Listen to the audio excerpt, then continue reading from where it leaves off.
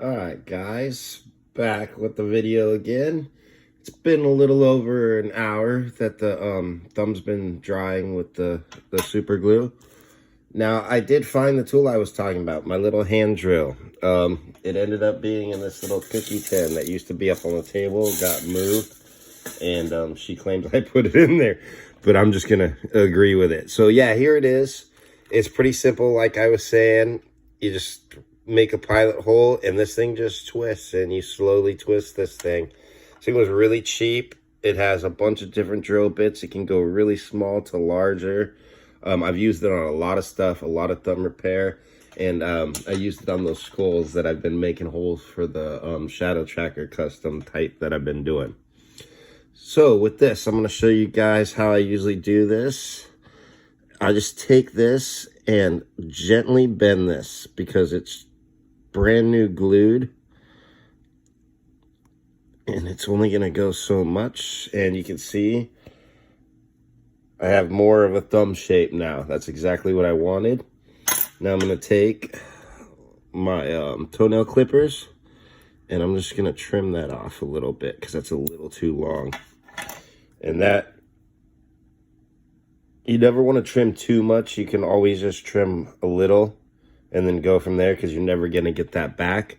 But that's about what you want. You want some kind of good, I'm trying to get that to focus. There we go. You want some kind of good base for the Milliput to go around. If you don't have a structure on there, this is going to be quite a pain in the butt. I've never tried to do it without it. I don't think I would want to. It's hard enough as is, honestly. All right, so next, we're going to take the Milliput. This is the gray stuff. When I ordered this, it took forever to come. Not a joke. I think it was almost 2 months. It was kind of absurd, but it is what it is. I always make way more than I ever need, and I still have a bunch of this stuff.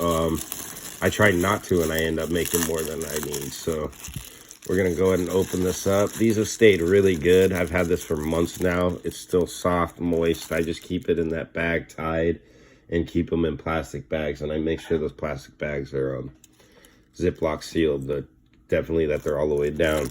What you want to do with this stuff is just take a little bit, and you want to try to get about as even amount. I want to way less than that because I'm just doing one thumb. When you start working with this stuff, you see how much it really is and how far it really goes. And this is going to be too much for one thumb as it is, but I need enough to be able to work with. So I need to take about that exact same amount from the other side, as close as I can get. Not that hard. Just take this. Should be good right there about, actually. It's probably about the same. Now you just take this and you mix it like this for about solid 5 minutes. But you don't really have to do 5 minutes when it's this small. To mix it all together, it really takes about a minute. It's pretty simple. You just roll it around like you would when you were working with clay, like as a kid in art class. And pretty simple stuff. Just make sure that it gets a good mixture. When you're making big balls of this stuff, which I've done too, you really do have to mix it for a minute. It's better not to make big balls.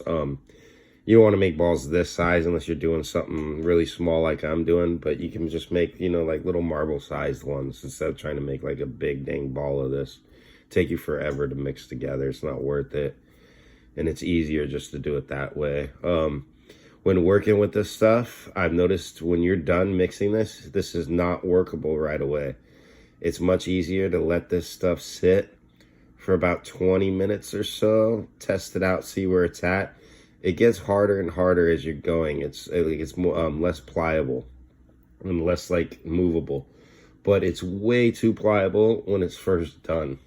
That should be good on this, mixing this together.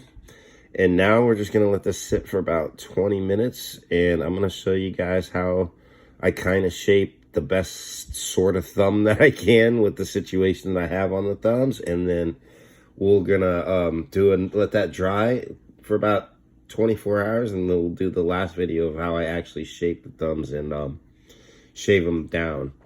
So I'll see you guys in about 20 minutes or so once this Milliput just gets a little bit harder, a little bit easier to work with, so I can make that thumb. and I will see you guys in a few.